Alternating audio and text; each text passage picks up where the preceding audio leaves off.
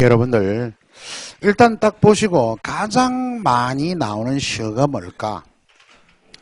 그 줄이 딱 그어져 있죠. 일단 백골 동그라미. 백골이 두 번 나오네, 그지? 세 번 나오네, 백골이. 1년에 있고 3년에 둘째 줄에도 있고 네 번입니까? 또 3년에 넷째 줄도 있고 마지막 행 바로 밑에 두 번째 백골 또 나오죠. 백골의 해석이 굉장히 중요합니다. 지금. 그리고 이와 관련되는 시어들 가만히 보면은 3년에 보시죠. 어둠 속에서 곱게 풍화작용하는 백골을 들여다보며 눈물 짓는 것. 내가 우는 것이냐, 백골이 우는 것이냐, 아름다운 혼이 우는 것이냐. 이때 보면은 눈물 짓는 밑줄, 아름다운 혼 밑줄. 자, 백골과 관련된 시어 한 두 개 파악해 봤어요. 지금 우리가 이 시에서 가장 중요한 함축성으로 접근했을 때 백골이 나오고 그 다음에 눈물 짓는 것이 눈물 짓는 납니다. 결국은 아름다운 혼 이렇게. 자, 여긴 네 번 나옵니다. 총.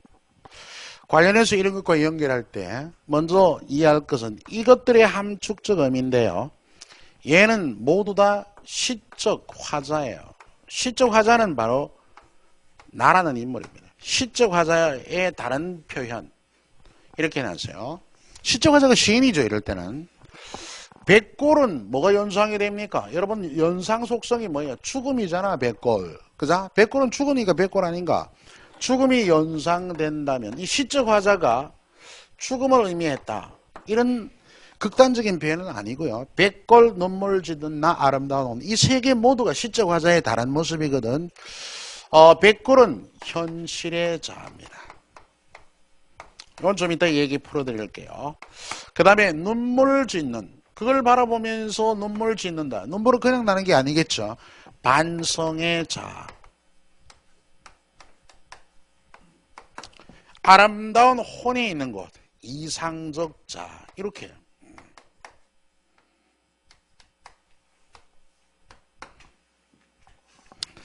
여러분 시를 딱 이제 볼 때 대부분 이래요. 우리 인생도 마찬가지입니다. 헬레니즘, 헤브라이즘 이런 문예사조 얘기할 때도 가끔 언급을 하기도 하는데 사람이 그제 이래 살다 보면은 이상과 현실 속에서 살아갑니다. 인생이라는 것이. 보통 여기는 뭐예요? 천상. 여긴 지상이라는 거예요. 윤동주 씨는 천상적, 지상적 이미지 시야가 뚜렷해요.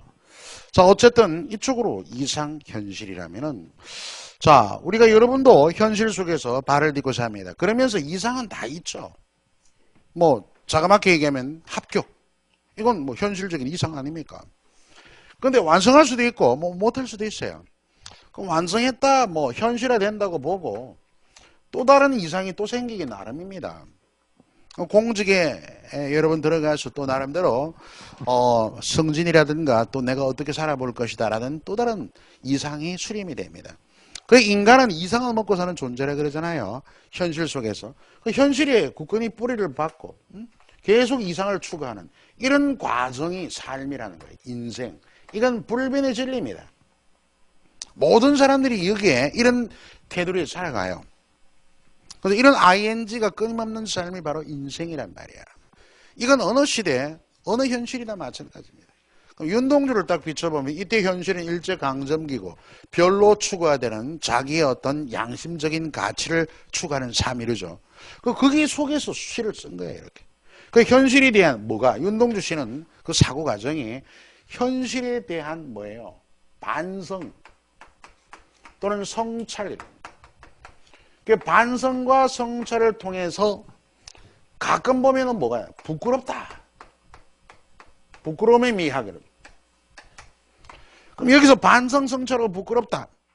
지식인의 자의식이 나옵니다. 그러니까 내가 지식인으로서 온당하게 살지 못한다. 이런 반성이 나와요. 그래서 부끄럽다는 얘기죠. 여기서 예를 들어서 그냥 포기하고 말한다. 아, 슬프다라는 절망적인 이미지로 쭉 나아갔다면 이건 한번 봐봐. 문학은, 시는 인간의 삶을 얘기해줘. 인간의 삶.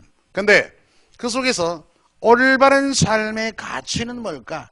과연 이런 현실을 놓고 현실을 성찰하고 반성했을 때 야, 절망이다. 또 어떤 사람들은 케세라세라 이런 사람도 있죠. 이런 삶은 인간의 바람직한 삶이 아닌 거야. 그래서 높이 평가되지 않은 겁니다. 그런 시들은. 그런 문학은 그래요. 그래서 여기서 절망이 아니라 여기서 이걸 쭉 견인하면서 이상적으로 다 구원해 갑니다. 자신을. 그래, 한 번 더 해보는 거야. 이런 강한 극복, 현실에 대한 극복 의지와 아울러서 뭡니까? 바로 미래에 대한 비전을 제시합니다. 나름대로. 여러분들이 오늘날의 힘겨운 삶을 살아갈 때 미래에 대한 이상과 비전이 없으면 이 삶은 정말 형편이 없어요. 그렇지 않습니까? 이게 보편적인 심상들이에요. 이렇게 한번 생각해 보시면은, 윤동주가 지금 백골은 뭐예요? 현실의 자, 무기력한 지식인의 모습. 무기력한 지식. 지식인으로서 참 무기력하다. 일제강점마에서 너무 내 할 일을 못한다. 여러분도 굳이 일제강점마가 아니라도 말하자면 뭐 대학까지 부모님의 그 설화에서 나와가지고 그죠? 따순 밥도 먹고 이렇게 생활했는데 나와보니까 어때요? 청년 실업 이런 장벽에 덜커덕 걸려 있잖아요. 지금 상황이. 그러니까 야, 내가 그래도 대학 다니고 학창시절에 반장도 하고 분단장도 하고 이런 화려한 날이 있었는데 취직 자리 하나 없어서 고민하는 정말 지식인으로 무기력하다 이런 삶을 생각할 수 있습니다. 그럼 윤동주의 사고는 어떨까? 슬프다. 그래서 울기도 하죠. 가끔 여러분 집에 가서 엄마가 또 야야 니 좋아하는 고등어 사반이다. 가끔 눈물이 왈칵 쏟아질 때 있어요. 왜? 나는 부모님은 저렇게 나를 위해 하는데 그 기대에 못 미치는 스스로를 생각할 때 자괴감이 들 수도 있습니다. 그렇지만 어때요? 또 자기 책상에 앉아가지고 그래 여기서 아이고 막 치 아플까 이런 생각하면 그 사람은 아무것도 시가 뭘 얘기하는입니까? 이런 사고 생각 능력 이런 것들을 얘기를 해준단 말이에요. 이게 바로 삶의 올바른 방향을 어느 정도 여러분들이 이렇게 건조할 수도 있는 겁니다. 윤동주가 그래 아름다운 혼을 찾아서 이상을 찾아 나가보자. 이 시의 주제는 이상향의 동경입니다. 끊임없이 자기의 이상을 향해 추구하고자 하는 노력에 바로 인생의 묘미가 있는 거예요. 그러니까 이런 세 가지의 시적 화자의 의미를 파악을 하셔야 돼요. 그래 한번 해보는 거야 어디 이래가지고 여러분 마음을 굳게 먹고 다시 한번 딱 뭡니까 여기 나오는 책들을 또 자료들을 보면서 공부를 매진해가는 이런 과정과 똑같은 시입니다. 상황은 조금 다르지만 형편과 환경은 조금 다르지만 그런 생각을 해보면서 이처럼 모든 시들은 시인들도 인생을 살아가는 삶이에요. 그걸 언어를 조금 민감하게 정말로 시적으로 표현했을 뿐이지 이때 시적이라는 의미를 우리가 이해하고 일반인들이 걷어내고자 하면서 수험생의 문제를 마치고 여러 가지 이유가 있겠죠. 그래서 한번 함축적 의미를 한꺼풀 벗겨보고 또 거기에 내재된 의미를 한번 파악해보고 이런 학습들이 중요하고 궁극적으로는 이 시가 이런 시구나. 응? 그래서 이상향을 향해 무한한 도전을 얘기하고 있구나. 지금 현실은 좀 힘겹고 어렵고 발목 잡힌 시대라 할지라도 그래 맞아 이러면서 자기 자신의 현실에다 이렇게 뭡니까 좌표 이동을 해서 한번 이렇게 맞춰보세요. 대부분의 보편적인 의미가 딱 들어맞게 되어 있습니다. 그래서 시 비평가들은 그런 얘기해요. 잘 이해가 안 될 때는 자기의 삶을 그 속에 한번 담궈봐라 이런 얘기를 합니다. 그건 그 얘기예요. 왜? 모든 작품들이 우리 삶의 보편성을 벗어나지 않습니다. 그 점을 한번 생각해보고 어떤 것이 과연 삶의 올바른 방향일까도 한번 생각해보는 것. 이것이 시가 주는 진정한 감동일 수 있어요. 더러더러 시어가 참 아름다워서 참 멋있어서 이런 표현도 되지만 그 멋있는데도 가만히 따져보면 이런 기본 원리를 배우면서 시에 대한 해석을 하다 보면은 왜 멋있는가 하는 것도 이해가 될 때가 있고 가장 궁극적으로는 이겁니다. 진실성. 이렇게 사는 것이 올바른 삶이 아닌가요? 거기에 우리 독자로서 공감하는 그 공감 이전에 뭐예요? 함축적 의미를 우리가 지금 꼼꼼하게 읽어내리는 시적 기본 원리 이해가 되셔야 되는 거야. 무슨 얘기인지 어느 정도 이제 납득을 조금 할 수 있을 겁니다. 그래서 집중하지 않으면은 조금 멀어질 수도 있죠. 여러분들이 내가 시의 세계가 이런 것이다라고 가르쳐 드리던데 여태까지 몇십 년 공부해도 못 배웠던 바들일 수 있습니다. 보시죠. 그래서 여러분 여기 가까이 집이 여기 뭐 외관이나 또 내지는 뭐 영천이나 이런 쪽에 계신 분들 생각해도 돼요. 고향에 돌아온 날 밤에 가끔 집에 가죠, 그죠? 집에 딱 가니까 엄마가 막 그야말로 네 좋아하는 갈비찜 해놨다 하면은 뭐 허구한 날 여기 와서 독서실에서 왔다 갔다 하고 말이야. 그 뭐 컵밥이나 사 먹고 이러다가 갈비찜 먹으니까 갑자기 맛도 있고 갑자기 엄마의 은혜가 부모의 은혜가 막 눈물샘을 때립니다. 자기도 모르게 눈물이 주르륵 흐를 수도 있죠. 내 백골이 따로 한 방에 누웠다. 이때 뭐 죽었다 이렇게 의미하는 게 아니고 와 부모님이 이래주는데 내가 4년 동안 FM 장학금 받고 지방대학이지만 졸업했는데 FM 장학금 아시죠? 파덜 앤 마덜 장학금. 그 FM 장학금이에요. 이게 좀 이 코드가 좀 안 맞는 것 같아. 자 어쨌든 제 언어를 이해 좀 하시면 되고 그래서 이 백골이라는 것은 뭐다? 바로 무기력한 지식인의 모습이다 이렇게.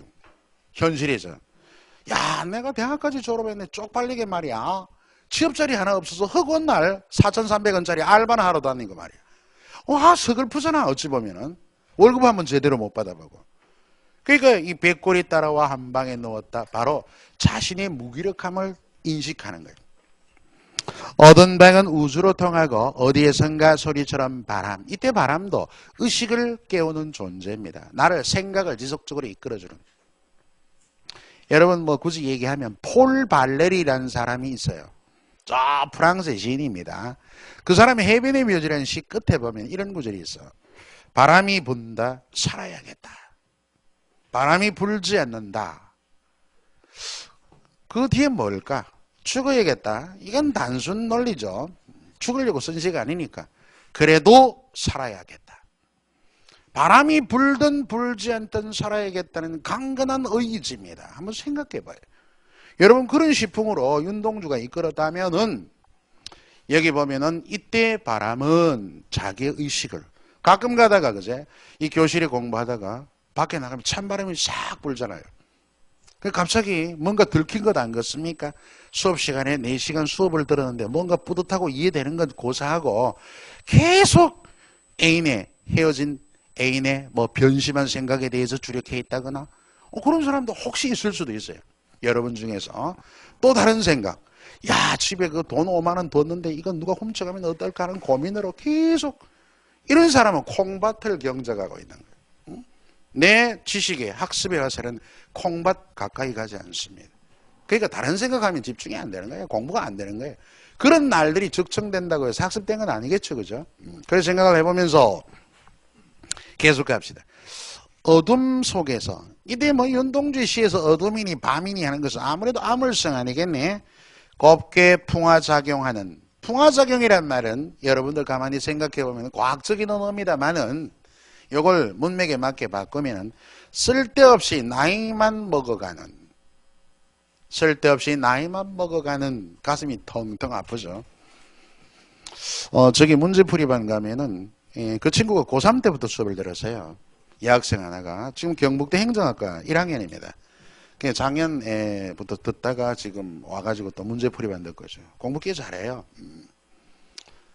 가만히 그 애를 공부하는 거 이렇게 딱 보면서 예를 들어 여러분 중에 뭐 30 넘으신 분도 계시고 또 어떤 사람은 40대 50대 되시는 분 간혹 가다가 있습니다.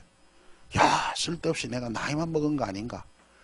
예를 들어 고3 애들 공부하는 제가 공무원 준비하러 왔다면 갑자기 충격받는 이런 거와 똑같은 거에 따지면은 그렇다고 너무 자기 너무 슬퍼하지 마세요.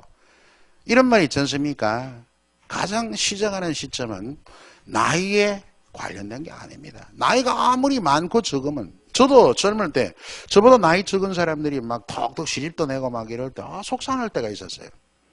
한 번은 후배 시인한 친구가 형 시집 냈어요 하면서 시집을 딱 보내왔는 거야. 택배로. 그냥 와가지고 이제 뭐 읽으면서 야 후배 누구누구가 시집 냈는데 야 이게 얘 시 잘 썼네 그러면서 재미있게 읽고 있는데 우리 마누라가 막 설거지하다가 하는 얘기가 아니 후배는 말이야 시집도 내고 하는 당신은 뭐 했수? 이래가 부부싸움을 했다는 거 아이가 그래. 그래가 내 뭐 재미로 적은 시 중에 하나가 그냥 날리는 시 중에 하나가 후배 시인들아 시집 우리 집에 보내지 마라. 우리 부부 싸움 난다. 그게 뭘 하고 싶겠어요? 내가 시집 낼 때까지 뭐 이런 얘기도 하고 싶었겠죠. 가끔 가다 뭐 별것 아닌 것이 막 싸움을 만들고 하기도 합니다. 자 어쨌든 이런 부분 한번 이해하면서 쓸데없이 나이만 먹어가는 여러분도 공감이 좀 갈 수도 있어요. 백골을 들여다보며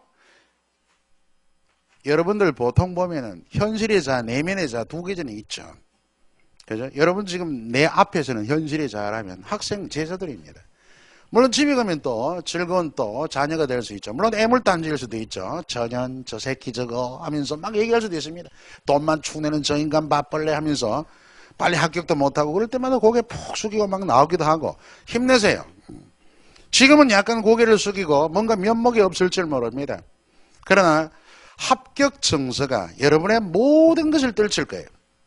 그죠? 근데 집중하지 않으면 합격 증서가 뭐가 없습니다. 계속 그런 날들의 연속이 지금까지 경험해 오셨잖아 집에서. 그지?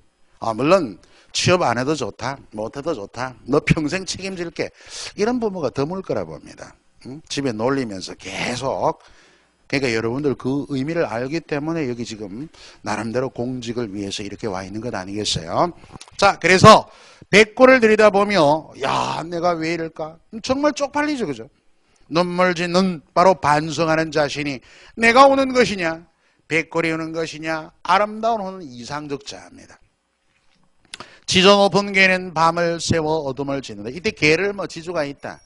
이 개는 하나의 뭐 어떤 뭐로 나왔겠습니까? 지조 있는 존재 뭐 이렇게 얘기되어 있겠죠. 나름대로. 그래서 어둠을 짓는 개는 나를 쫓는 것일 게다. 이때 나 동그라미. 이 셋 중에 무엇을 쫓아내는 거예요? 인식의 전환을 가져가자면 이걸 쫓겠죠. 백골. 무기력한 지식인의 모습을 떨치자는 의미를 이렇게 표현한 거예요.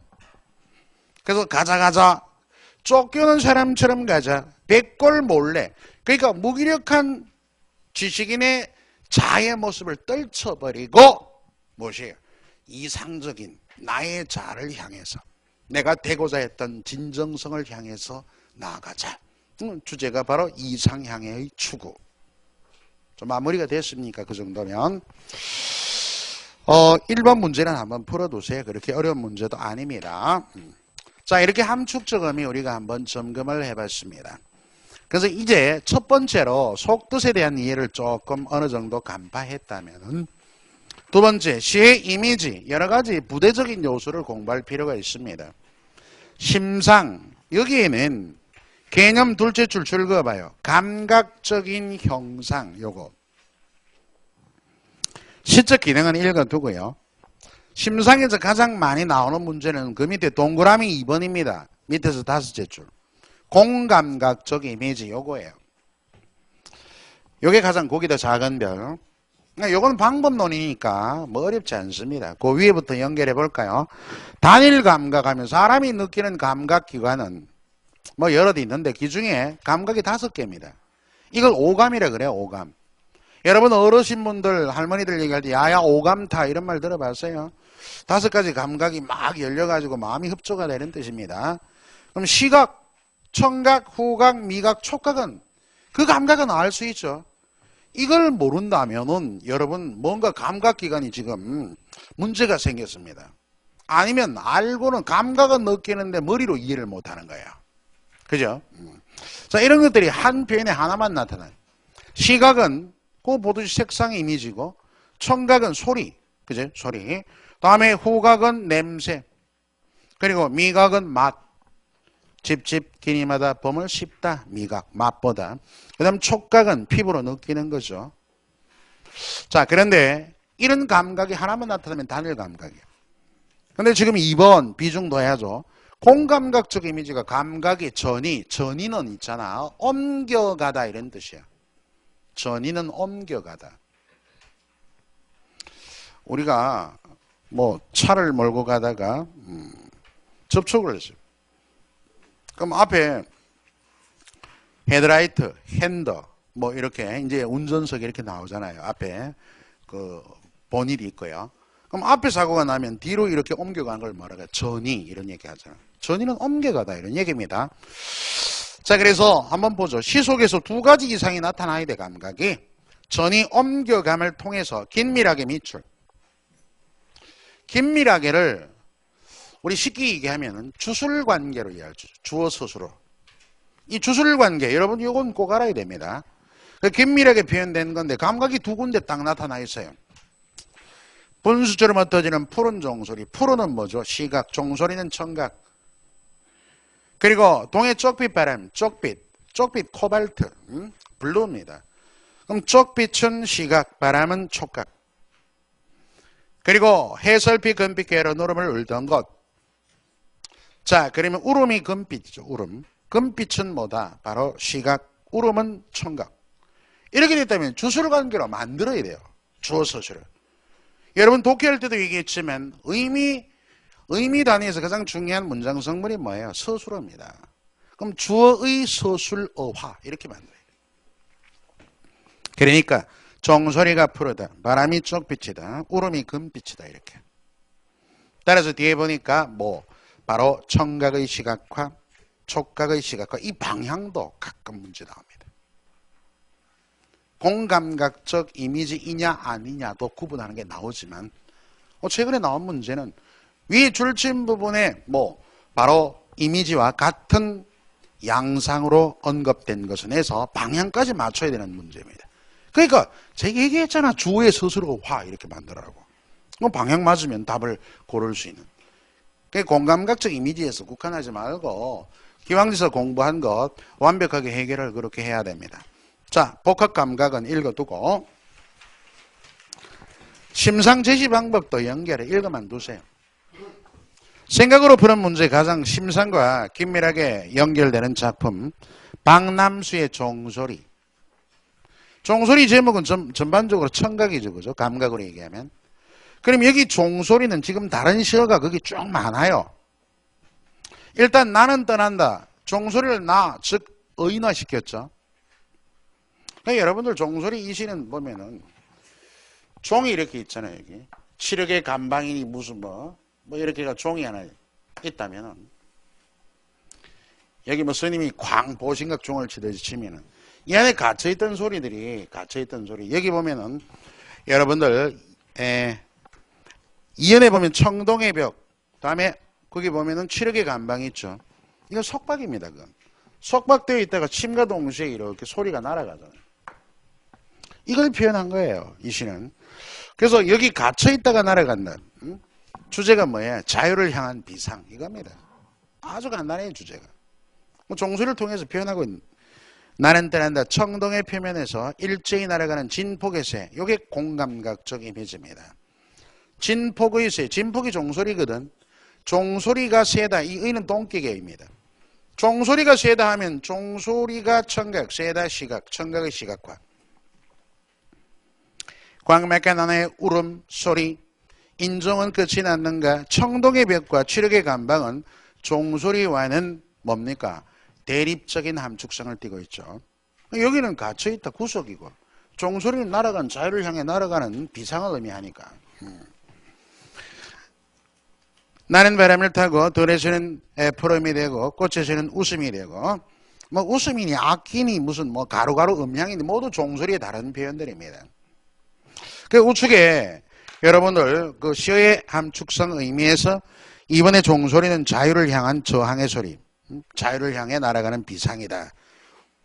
주제가 종소리를 통해 본 자유와 역사적 삶이어지 뭐 이랬지만 자유를 향한 비상 이 정도면 알면 됩니다. 자, 따라서 2번, 3번, 2번 보면은요. 여러분들 위에 시 1년 진폭에서요. 진폭이 종소리의 다른 표현이고 그거 알면은 종소리가 뭐다? 바로 세다 하면은 청각의 시각과 고르는 겁니다. 1번에 종소리의 동그라미 여기가 답이죠. 종소리가 동그라미다. 뭔데요? 바로 청각의 시각화입니다. 다른 건 한번 쭉 읽어두시고 3번 이 작품의 밑절친 구절 가운데 불의에 대한 저항과 자유에 대한 갈망이라는 이미지와 대조적인 것, 이건 함축적 의미를 물었어요. 시어 간의 관계. 진폭에서의 울음, 웃음, 가루의 음향은 종소리, 자유를 향한 비상의 다른 표현이고 3번 청동의 벽은 대조적이며 대립적인 뭐다? 구속, 억압 이런 뜻이잖아요. 자, 연결이 닿았죠? 이제 이미지까지 공부했습니다. 시어가 민감하다 할 때 시의 운율 이런 표현 얘기했죠. 운율. 자, 이제 3번으로 운율이 나와 있네요. 개념 운율은 소리의 일정한 규칙적 질서, 밑줄. 소리의 일정한 규칙적 질서. 발음도 어렵죠. 외래하지 마세요. 한마디로 음악성입니다. 그래서 뒤에 보니까 낭송할 때 느껴지는 말의 가락, 음악성, 리듬감. 운율 읽어두고 운율 형성의 요소 1, 2, 3, 4번. 이 1, 2, 3, 4번에 2번의 운율 형성 요소는 문법적 단위로 이해한 겁니다. 무슨 얘기냐 하면은 동일 어문, 음절, 다음에 그 1번, 3번이 있죠. 의성어 의태어. 1번과 2번, 1번 정도는 어문론, 3번은 형태론, 4번은 통사론. 2번 음수의 반복은 음수율이고 여러분들 통사구조의 반복이란 말만 이해 좀 하면 돼요. 이 통사론에서 다루는 게 문장 성분입니다. 그래서 비슷한 문장의 차이, 문장 성분, 동일한 문장 성분이 반복되거나 종결 의미가 똑같이 끝나는 거예요. 이런 것들이 통사구조의 반복입니다. 예문 볼까요? 나는 나롭게 당신은 행인. 여러분 2013년에도 나와 있는 문제가 있습니다. 나는 나롭게 당신은 행인할 때 나는 나롭게 주어 서술어, 당신은 행인 주어 서술어. 동일한 문장 성분이 반복됐죠. 이게 바로 통사구조의 반복. 여러분 그 위에 시의 운율 제목 옆에 하나 적어놓으세요. 전제 조건이 뭐다? 반복의 원리입니다. 음악성이 있어지려면 반복이 돼야 돼요. 시어든 다음에 시어의 글자 수든. 그리고 바로 밑에 사르리랐다 줄친 부분이 있죠. 사르리랐다 먹고 사르리랐다. 스스로 자세히 보면은 사르리랐다는 똑같고 먹고만 다르죠. 그럼 사르리랐다를 A로 봤을 때 A, BA. 그럼 B만 다르다 이가 먹고. 그 AA, BA나 또 조금 전에 문장 성분이 동일하게 연결되는 이런 것들을 일컬어서 통사구조의 반복 이렇게 된다. 자, 운율의 종류에 두 가지만 알아두면 됩니다. 디귿, 리얼 묶으세요. 음수율, 음보율. 음수율은 쉬워요. 시어의 글자 수입니다. 우리가 시조 같은 경우는 3, 4조 그러죠. 3, 4, 3, 4 이렇게 되잖아요. 가사도 3, 4, 3, 4입니다. 그리고 진달래꽃은 뭐죠? 7, 5조 이런 거. 글자 시어의 글자 수예요. 음수율은. 근데 음보율을 공부를 조금 하셔야 됩니다. 음보율.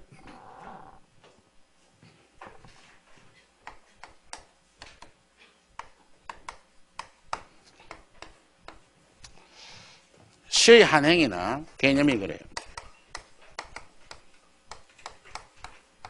의미가 끝나는 데까지.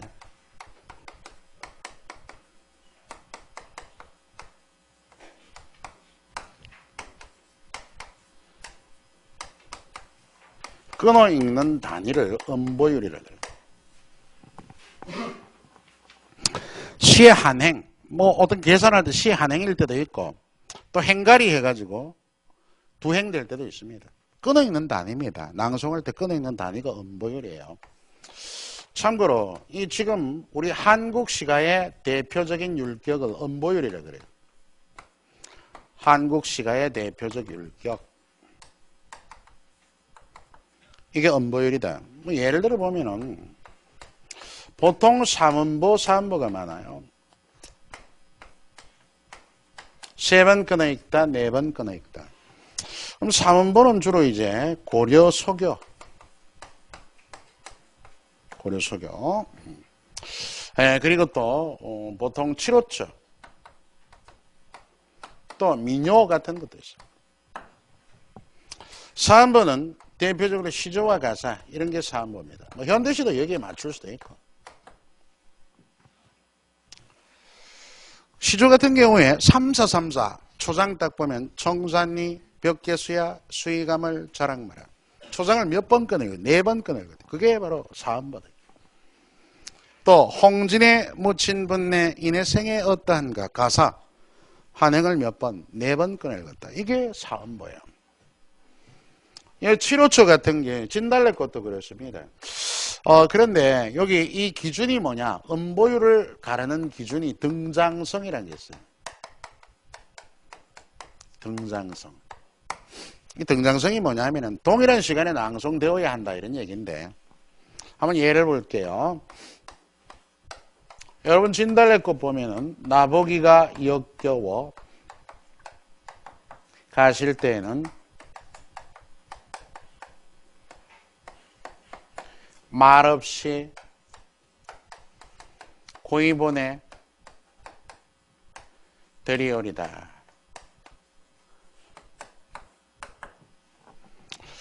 여기 1연입니다. 그러면 어느 단위가 어떠냐 하면은 이 7호초거든요. 7자, 5자, 7자, 5자. 그러니까 이럴 때 요까지가 한 단위, 여기 한 단위고 행을 구별하는 건 배행 방법이라 그러고 한 단위일 때 여기는 음절수가 몇 음절이에요? 4개죠. 4자. 여기 몇 자? 3자잖아, 3자. 여긴 5자죠.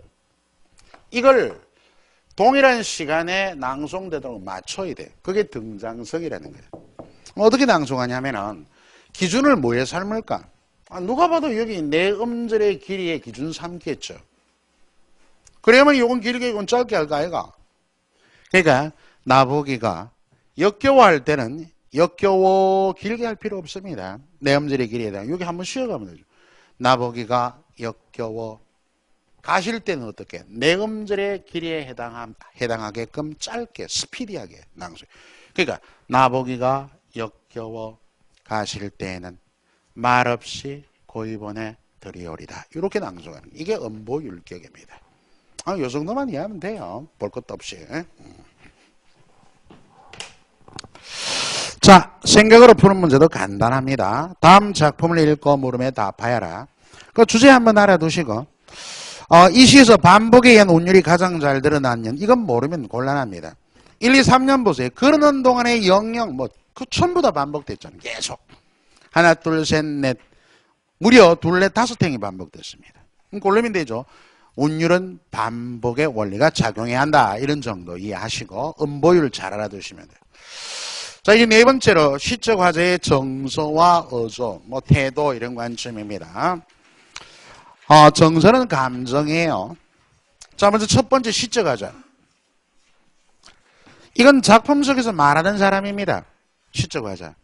영어로 얘기하면 퍼스널 그래요. 퍼스널. 퍼슨이 사람이잖아. 이해를 못해서 퍼스널 이렇게 얘기합니다. 시 속에서 말하는 사람. 아까 제가 진달래꽃 같을 때 시인은 남자인데 말하는 사람은 여성이잖아. 그 7, 80%가 시인 이퀄 시적 화자입니다. 이 시적 화자는 시인과 대부분 동일해요. 윤동주의 서시, 윤동주의 좀 전에 본 우리가 또 다른 고향 전부 다 시인 이퀄 시적 화자입니다. 이럴 때는 보통 뭐로나 동일할 때는 여기 나로 많이 나와요. 나는 괴로워했다 이런 식으로. 근데 모든 작품이 그렇지만은 않습니다. 시적 화자와 동일하지 않은 경우도 있어요. 이 왜 동일하지 않는가? 제가 진달래꽃 얘기했잖아요. 그건 주제를 좀 더 효과적으로 표현하기 위한 방법 중에 하나입니다. 밑에 한번 보시죠. 시적 화자의 설정. 시적 화자는 주제를 효과적으로 드러내기 위한 하나의 장치입니다.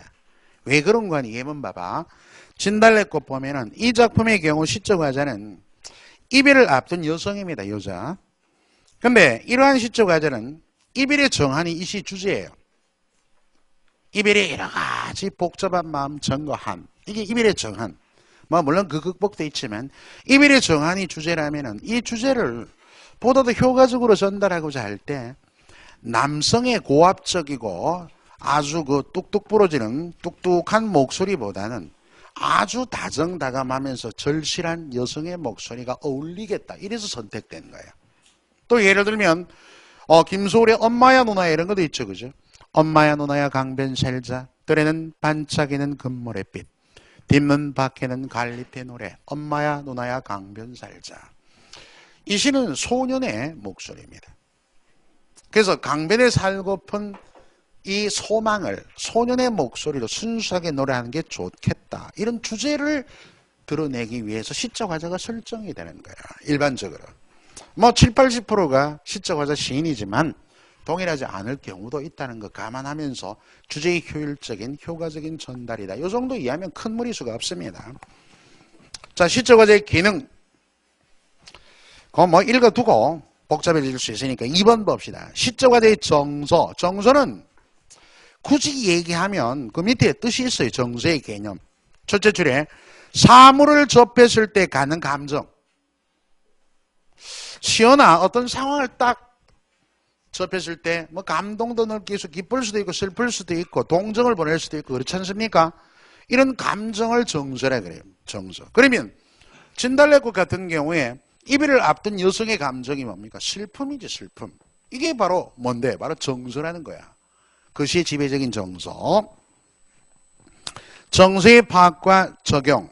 뭐 그거 한번 읽어두고 2번 정서의 파악과 적용. 그 첫째 줄. 대개 밝음과 긍정의 정서. 그러니까 이것도 우리가 독해에서 본 긍정 부정이라든지 그런 시각으로 1차적으로 출발을 하세요. 그 외에 감정이 많습니다. 즉 고통, 죽음, 절망, 애상, 허무, 고독, 우수, 분노, 개탄. 뭐 이것뿐이겠습니까? 뭐 기쁨, 소망, 동경, 막 이런 긍정적인 감정도 많겠죠.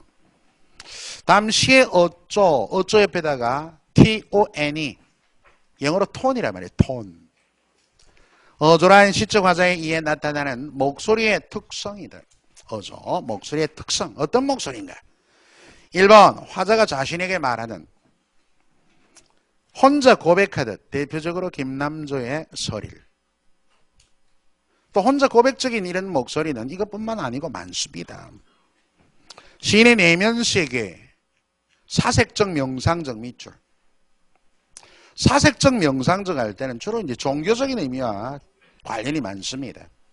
가을의 기도 뭐 이런 거라든지 좀 이따 가을의 기도 나올 거예요. 화자가 다른 사람을 향해 말할 때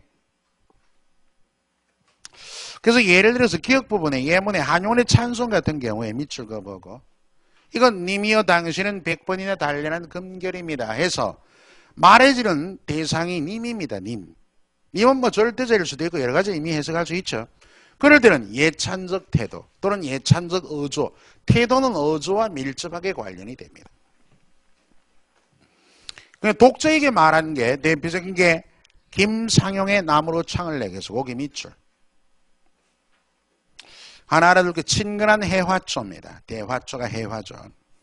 나무로 창을 내게서 밭이 한참 가리 괭이로 파고 허미른 김을 맺어 독자에게 이렇게 뭐 대상은 여럿. 그러니까 인물일 그 속에서 말해지는 대상은 인물일 수도 있고 독자일 수도 있고 자기 자신일 수도 있습니다. 이런 명상적 조금 전에 뭡니까 사색적 어조도 있고 예찬적 어조도 있고 친근한 해화조도 있고 그 시적 의미에 맞게끔 이렇게 어조를 판단해서 이것이 바로 감정과 관련이 되면서 결국엔 시적 화자의 정서와 태도와 밀접하게 관련이 된다는 얘기예요. 자, 그럼 밑에 어조의 종류들 한번 읽어두시고 밑에 문제 한번 풀어두세요. 자, 다음 시 6, 7번 한번 봅니다.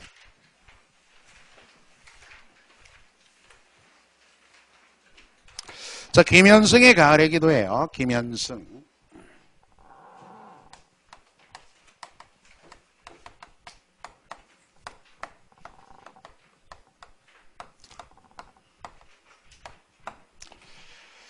이 우리나라는 사계절이 뚜렷하잖아. 봄, 여름, 가을, 겨울.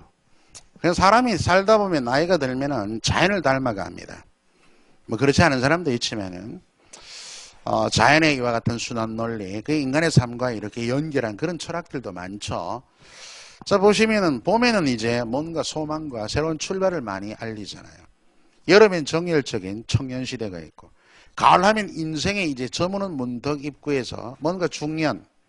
그러면서 시기적으로 보면 여러분도 가을이 되면 어떻습니까? 가을에 이제 한 해에 결실의 계절이잖아요, 가을이. 그래서 내가 지금 결실하고 지금 수확해야 할 것들은 뭔가. 그러니까 봄에 생각했던 바들이 얼마만큼 이루어졌는가 이런 거 생각한 그런 시간이죠. 김현성의 가을이라는 시간도 그래요. 한번 볼까요? 가을에는 기도하게 하소서. 기도 동그라미. 낙엽들이 지는 때를 기다려 내게 주신 겸허한 모국으로 나를 채우소서. 거기에 한번 가로해 보세요. 겸허한 모국으로 내 기도가 되게 해달라는 것은 내가 봄과 여름을 겸손하게 살아왔을 때 가능한 얘기 아이가. 겸허하게 살아왔을 때. 그러니까 내가 지난 날들을 겸허하게 살았다고 자신할 수 있는 그런 기도를 하게 해달라. 일단은 기도 동그라미 쳤죠. 가을에는 사랑하게 하소서. 사랑 동그라미. 오직 한 사람을 택하게 하소서. 가장 아름다운 열매를 위하여 이 비옥한 시간, 여러분의 시간은 과연 비옥합니까? 나는 말하건대 요즘 유행어로 단언컨대 여러분 비옥한 시간을 걸구고 있다고 생각합니다. 그 비옥한 시간에 열심히 나무에 물을 주고, 그죠? 또 잡초를 뽑고 해야 되는데 잡초와 함께 계속 있으면 그 황폐할 수밖에 없어요. 비유입니다만. 가을에는 홀로 있게 하소서. 이거 붙였어요. 3년까지입니다. 3년 사이엔 붙여서. 홀로 고독입니다.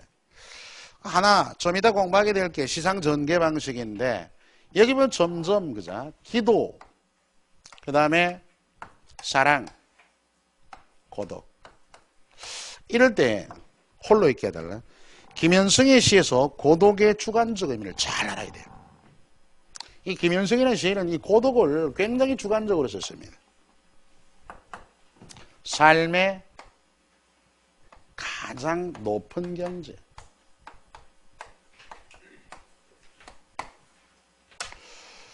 우리들은 고독하면 원래 그 사전적 의미로는 뭐 외롭다, 쓸쓸하다 이렇게 얘기되잖아요. 일반적으로. 그런데 이 사람은 고독을 주관적으로 변형했습니다. 삶의 가장 높은 경제. 왜? 이 사람은 기독교 시인인데 이런 인식을 합니다. 고독해야 신을 만난다는 생각. 응? 여러분은 뭐 교회 다니시는 분이 있지만 뭐 매번 신을 만나고 사람들과 하하호 즐겁게 있을 때는 신이 없어요. 그 상황 속에서는. 그러다 외롭고 쓸쓸하고 고독할 때는 어떻습니까? 주여 하고 막 얘기하잖아요. 안 그렇습니까? 우리 그 종교 기독교에 많이 나가시는 그 요즘 보면은 뭐 기독교가 문제가 많긴 하지만 요즘에도 세속화 돼가지고 어쨌든 거기 보면은 대회 같은 데 나오시는 분들 보면 한 60, 70%가 할머니들이에요. 할머니들. 저는 뭐 나이 많으신 주부님들. 뭐 청년들도 뭐 더러더러 있긴 하지만 왜 그러냐 하면은 정말 고독하고 외로운 시간들을 많이 살아왔기 때문에 그렇습니다. 의지할 데가 없잖아, 의지 가지고. 그래서 이제 뭐 주님께 의지해가지고 마음에 평안을 찾는 거예요. 그리고 나중에 죽음 문턱에 이르려면은 죽음의 극복은 종교를 믿거나 아니면 동양적 인식이 돼야 됩니다. 그 두 가지 아니면 없어요. 죽음이 극복되지 않습니다. 죽음은 인간이 누구나 다 슬퍼하고 절망이다, 끝이다고 생각하는 보편적으로 그렇잖아요. 근데 죽음을 극복한다는 것은 무슨 얘기냐면 죽음을 그렇게 인식을 안 하는 겁니다. 죽는 순간 예수님을 만나러 천국에 간다. 이 사후세계가 있기 때문에 그런 종교의 사후세계가 있기 때문에 내세관이라 그러죠. 그래서 종교에 이렇게 연결하는 경우가 많고 나드신 분들이 또 한 가지는 우리 어제 내가 여러분에게 말씀드릴 때 자연관 얘기했죠. 그죠? 동양적 자연관의 노장사상이 얘기하면 무아자연, 무위자연이 뭐냐 하면은 인간도 자연의 한 귀속물의 일부분이기 때문에 죽는다는 것은 자연의 한 일부로 돌아간다. 이렇게 생각합니다. 이런 인식이 가능할 때 이런 두 가지 방법에 의해서 죽음이 나름대로 다른 의미로 다가오면서 극복됩니다. 그런 시들이 좀 있어요. 있기는. 자, 어쨌든 종교인입니다. 그러다 보니까 외롭고 혼자 있을 때 이 사람은 신을 만나니까 삶의 가장 높은 경지라고 이해했어요. 그렇다 보면은 기도하고 그 속에 사랑을 깨닫고 가장 높은 경지면 점점 단계를 확대해 갔죠. 시상 전개 방식이 뭐겠다? 바로 점층적 고조. 이게 시험 문제였어요. 여기서는 뭘 알아야 된다? 바로 김현성의 고독의 함축적 의미를 깨달아야 된다. 하나 참고하면서 자, 마지막에 가을에는 홀로 있게 하소서. 나의 영혼 밑줄. 굽이치는 바다 하면 비유컨대 뭐겠습니까? 험난한 세상 자리, 백합의 골짜기는 영화로운 세상살이. 삶을 살다 보면 시련도 있고 험난할 수도 있고 또 아주 행복할 때도 있습니다. 근데 행복보다는 또 시련보다는 몸이 건조함이 더 많아요. 이도 저도 아닌. 근데 행복은 순간적입니다. 어디까지나 그걸 추구해 나가지만 마른 나무가지 위에 다다른 까마귀는 나의 영혼은 까마귀 같다. 나의 영혼을 까마귀에 비해서 까마귀는 일대 긍정적 존재입니다. 그래서 굉장히 뭐다? 바로 높은 경지에 다다른 나의 영혼의 대변자 이런 역할입니다. 자, 우측에 잠깐 더듬어 보면 경건한 삶에 대한 소망. 그러니까 기도하고 가을이 되면 뭔가 기도하면서 한 해를 돌이켜보고 다시 한번 절대자에 대한 사랑을 깨닫고 그리고 나의 영혼이 더욱더 고고하게 고졸하게 높은 경지에 이르게 해달라는 이런 차원이죠. 자, 그래서 경건한 삶에 대한 추구 되겠고 여러분 그 어조에서 보면은 여러분 2번에 보세요. 기도의 어조, 그러니까 명상적, 사색적 어조입니다. 종교적인 의미가 있으니까. 자, 6, 7, 보시면 6번 기억미음 중 절대고독의 경지 까마귀. 절대고독의 경지. 이 절대고독이 김현승의 시집제목이기도 합니다. 절대고독. 가장 높은 삶의 경지를 언급했죠. 2번, 7번 시적 과정의 어조가 이치와 가장 유사한 것. 명상적이고 어떻습니까? 바로 금방 얘기한 뭔가 사색적인 이런 기원의 어조가 있는 것은 3번밖에 없죠. 종교적인 의미도 좀 있고 엄마의 치마 곁에 무릎을 꿇고 모아진 아가의 작은 소나기 안에 당신을 찾게 해주십시오. 이 당신이 바로 또 누구예요? 절대자입니다. 이건 다른 시인의 작품이죠. 김종길의 그 아가의 방 속에 나오는 작품인데 어쨌든 기원의 명상적 어조 답이 됩니다. 어조의 동일성을 가지고 물었죠. 이처럼 시적 화자의 정서와 태도, 어조 이런 것은 긴밀히 관련되니까 시적 화자가 누구며 한번 어떤 목소리를 내고 있는가도 파악을 할 필요가 있어요. 자, 이제 시 이론 마지막 부분입니다. 5번 시의 표현과 시상 전개 방식. 그죠? 요거 간략하게 끝나면 이제 우리가 집중적으로 몇몇 시 문제 한번 풀어보고 매듭을 짓고자 합니다. 그 2013년 문제 있죠. 그 외에 뒤에 여러 번 실전 문제도 기출 문제가 많으니까 그러니까 이론을 잘 이해하면 어떤 작품도 해석할 수 있어요. 그렇게 해석해 내야지 안 본 문제도 풀어줄 수가 있지. 야, 내 이 시는 처음이야. 잘 보지 않았어. 해가 못 푼다면은 시를 모두 공부해야 된다는 전제가 필요하잖아요. 그건 올바른 학습법이 아닐 것입니다. 아마. 그 이론을 잘 이해하고 문학적인 해석을 내릴 수 있는 훈련을 아울러 하셔야 됩니다. 자, 잠깐 여유 뒀다 이어갈게요.